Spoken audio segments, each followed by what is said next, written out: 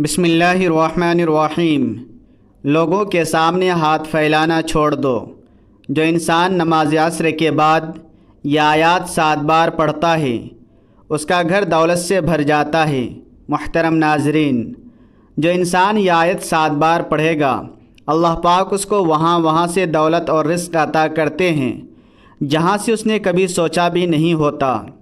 میری وہ بہن اور بھائی جن کے گھروں میں بہت زیادہ غریبی ہے، گھر کے مالی حالات خراب ہیں، رزق میں تنگی آ چکی ہے، گھر میں کہیں سے پیسہ نہیں آ رہا ہے، جن کے ہاتھوں میں پیسہ نہیں ٹکتا، جیب پیسوں سے خالی ہے، اور جن کو کوئی بڑے سے بڑا پیسوں کا مسئلہ درپیش ہے اور وہ کہیں سے مدد مانگ رہے ہیں لیکن کہیں سے ان کا مسئلہ حل نہیں ہو رہا ہے، یہ وظیفہ کر لیں، انشاءاللہ ان کے تمام مسائل حل ہو جائیں گے۔ ناظرین محترم، اللہ تعالیٰ نے انسان کو اس دنیا میں آزمائش کے لیے بھیجا ہے، اور ان آزمائشوں میں سے ایک آزمائش مال و دولت کی کمی اور غربت ہے، لیکن اسلام نے نہ صرف اس مسئلے کی حقیقت کو بیان کیا ہے بلکہ اس سے بچنے اور نجات پانے کے لیے بھی واضح اور مؤثر رہنمائی فرمائی ہے۔ قرآن مجید اور احادیث نبویہ صلی اللہ علیہ وسلم میں محتاجی سے بچنے کے کئی روحانی، عملی اور اخلاقی طریقے بیان کیے گئے ہیں جن پر عمل کر کے انسان دنیا میں عزت کے ساتھ زندگی گزار سکتا ہے اور آخرت میں سرخرو ہو سکتا ہے۔ ہمارا آج کا وظیفہ بھی غربت و تنگ دستی میں ہاتھ پھیلا کر مانگنے کے بجائے ایک آیت کو 7 بار پڑھنے کا وظیفہ ہے۔ جو اس آیت کو 7 بار پڑھ لیتا ہے اللہ تعالیٰ اس کو کسی کا محتاج نہیں ہونے دیتا، اور جو اللہ تعالیٰ کے فضل پر شکر ادا کرتا ہے تو اللہ تعالیٰ اس کو مزید عطا فرماتا ہے، اور جو صبر سے کام لیتا ہے اور ان وظائف اور اعمال کو اپنی زندگی کا حصہ بنا لیتا ہے تو اللہ تعالیٰ اس کی محتاجی کو دور کرتے ہوئے اس کی ہر جائز خواہش کو پوری کر دیتا ہے، اس کو مال و دولت اور رزق وافر مقدار میں عطا کرتا ہے، اس کو کسی کے آگے ہاتھ پھیلانے کی ضرورت نہیں پڑتی۔ ناظرین، تمام تعریفیں اور شکر اس ذات پاک کا ہے جس نے ہمیں ایک اور دن اپنی عبادت کے لیے عطا فرمایا۔ آج کی اس عظیم دن میں اللہ رب العزت کا فضل حاصل کرنے کے لیے اور اس کا شکر ادا کرنے کے ساتھ ساتھ اس کی عبادت میں مشغول رہنا چاہیے۔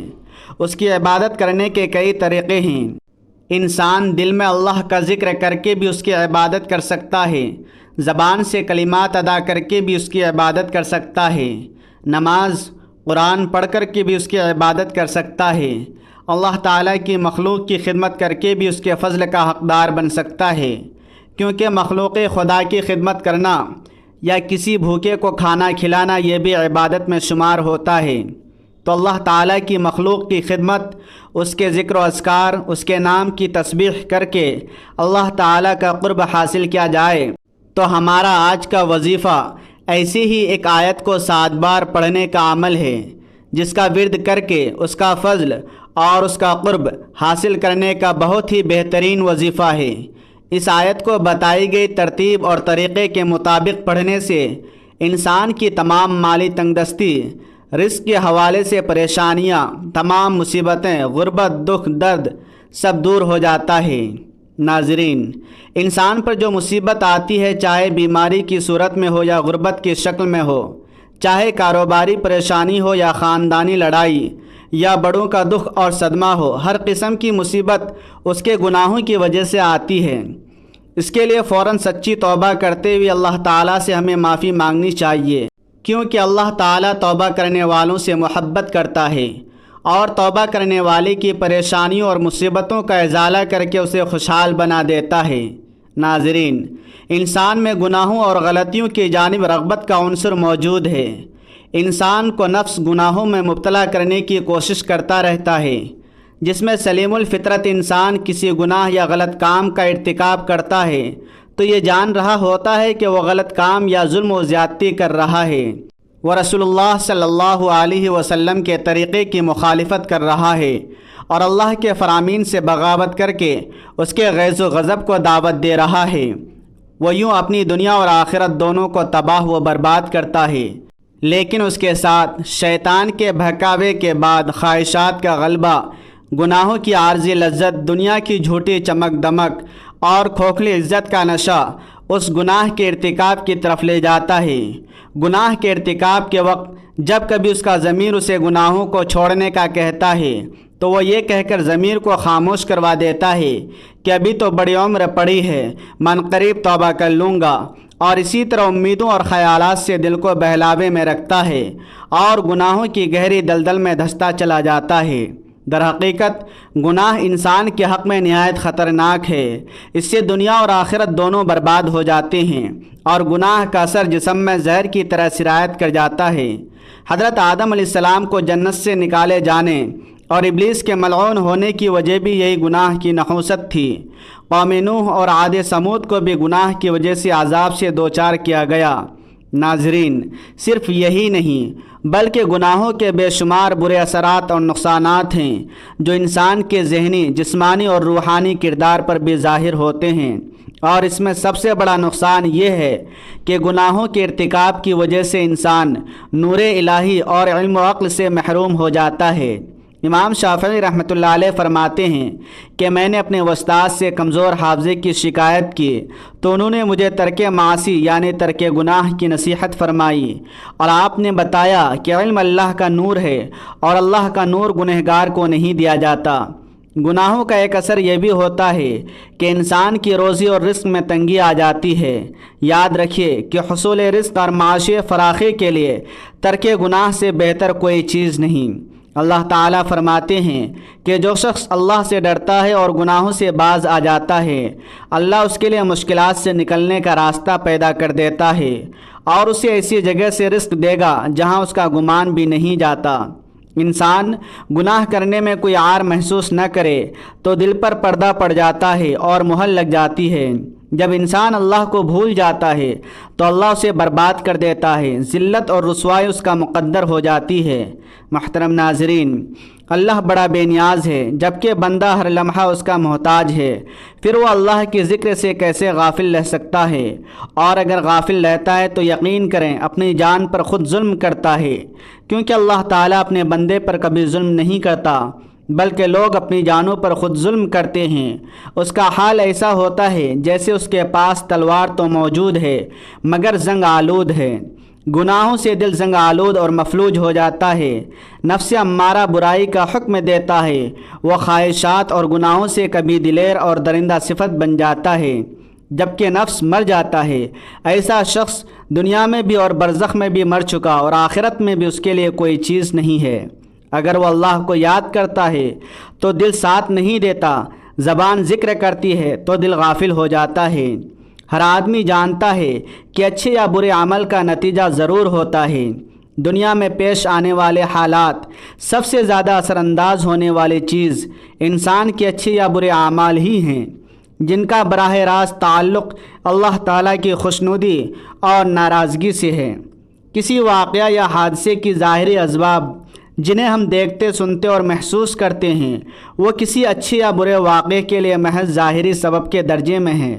سادہ لوگ حادثات و آفات کو صرف ظاہری اسباب سے جوڑتے ہیں اور پھر اسی اعتبار سے ان سے بچاؤ کی تدابیر کرتے ہیں۔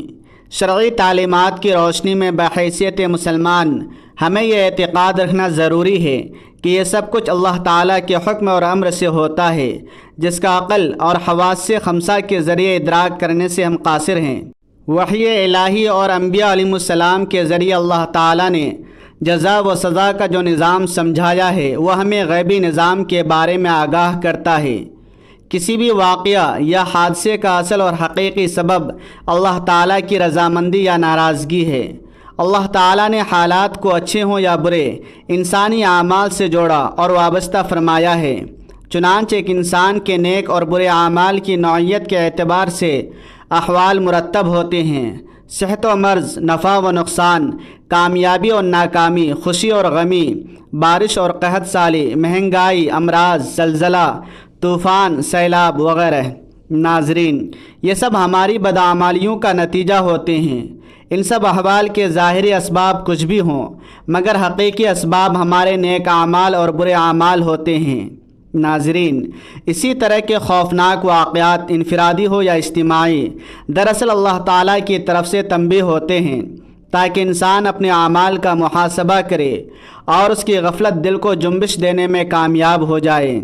جب بھی میں کہتا ہوں اللہ تعالیٰ میرا حال دیکھ، حکم ہوتا ہے اپنا اعمال دیکھ۔ دنیا میں پیش آنے والے اچھے یا برے واقعات سے حاصل ہونے والا انسانی تجربہ بھی اسی پر شاہد ہے کہ ہمارے سارے لوگ اور قوموں پر اللہ تعالیٰ کی نافرمانی کی وجہ سے دنیا ہی میں مختلف قسم کے عذاب آئے ہیں۔ مثلاً کوئی زمین میں دھسایا گیا، کوئی دریا میں غرق کیا گیا، کوئی طوفان کی نظر ہوا، اور تباہ شدہ اقوام کی بستیوں کے کھنڈرات آج بھی اس حقیقت پر مبنی ہے۔ اللہ تعالیٰ نے قرآن مجید اور حضور علیہ الصلاۃ والسلام نے احادیث مبارکہ میں اعمال کی حسب نوعیت اس بات کو جیسی کرنی ویسی بھرنے کے مختلف پہلوؤں اور طریقوں سے بیان فرمایا ہے۔ امت کو بدعمالیوں کے برے نتائج سے آگاہ فرما کر اصلاح کا حکم دیا ہے۔ چنانچہ کچھ غلطیاں ہوتی ہیں جو رزق کم کرنے کا باعث بنتی ہیں اور وہ ان مشکلات کا شکار رہتی ہیں، تو آج ہم آپ کو ایسی چیزوں کے بارے میں بتانے والے ہیں کہ وہ کون سی عام غلطیاں ہیں جو ہمارے رزق میں مشکلات پیدا کرتی ہیں اور اللہ تعالی ہمارا رزق تنگ کر دیتا ہے۔ آپ کو حدیث مبارکہ کی روشنی میں بتائیں گے کہ اس وجہ سے اللہ تعالی انسان کا رزق کم کر دیتا ہے۔ اس کے بعد کچھ کام ضرور کرنے ہوں گے جو آپ کے لیے آسانیاں پیدا کریں گے۔